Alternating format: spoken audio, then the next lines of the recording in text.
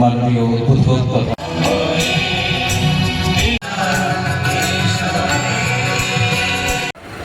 যে 26 আজ থেকে শুরু হচ্ছে এবং 28শে জুলাই পর্যন্ত 7 দিনের এই অনুষ্ঠান হবে।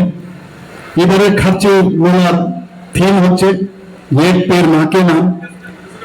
আমাদের মাননীয় বিধায়ক বিষয়ে বলেছেন যে অনেকগুলো চারা গাছ এখান থেকে বিতরণ করা হবে এবং পরিবেশ সংরক্ষণ এবং সবুজায়নের যে বার্তা মানুষের কাছে পৌঁছে দিতে আমি ধন্যবাদ দেব মেলা কমিটিকে। এই ধরনের উদ্যোগ ওনারা গ্রহণ করেছেন।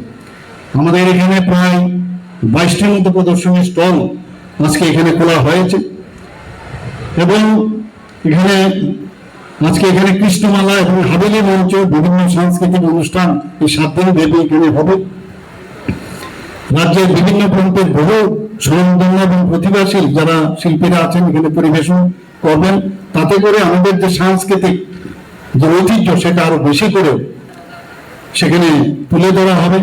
আমার বিশ্বাস এখানে যারা অগণিত ভক্ত দর্শনার্থী ও পর্যটক তারা আজকে 7 দিন শুনান এখানে আসবে এবং এই যে ঐতিহাসিক প্রাঙ্গণ তা উৎসবের আবহে মুখর হয়ে উঠবে। চতুর্থ দেবতা বাড়ি আজ ত্রিপুরার একটা অন্যতম গুরুত্বপূর্ণ ধর্মীয় পর্যটন কেন্দ্র। মন্দিরের ঐতিহ্য অক্ষুণ্ণ রেখে এখনো পর্যটক পুণ্যার্থীদের জন্য বিভিন্ন আধুনিক যে মডার্ন সুযোগ সুবিধা সেই ব্যবস্থা দেওয়ার জন্য আমাদের সরকার পর্যটন দপ্তরের তরফ থেকে আমরা সেটা গড়ে তুলছি।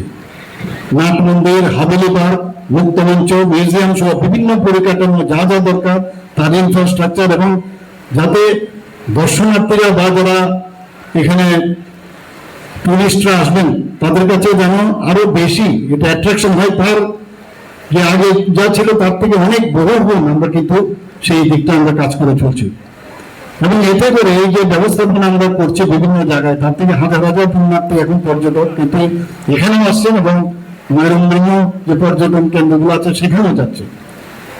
আমরা দৃঢ়ভাবে বিশ্বাস করি ঐতিহ্যকে যদি আমরা সংরক্ষণ করে পাশাপাশি উন্নয়নকে যদি আমরা সামনের দিকে এগিয়ে নিয়ে যাই তবে এক ত্রিপুরা বা এক ভারত শ্রেষ্ঠ ত্রিপুরা এবং 2047 সনে মাননীয় প্রধানমন্ত্রীজি যে চিন্তা যে ডেভেলপ ভারত সেটা সম্ভব হবে।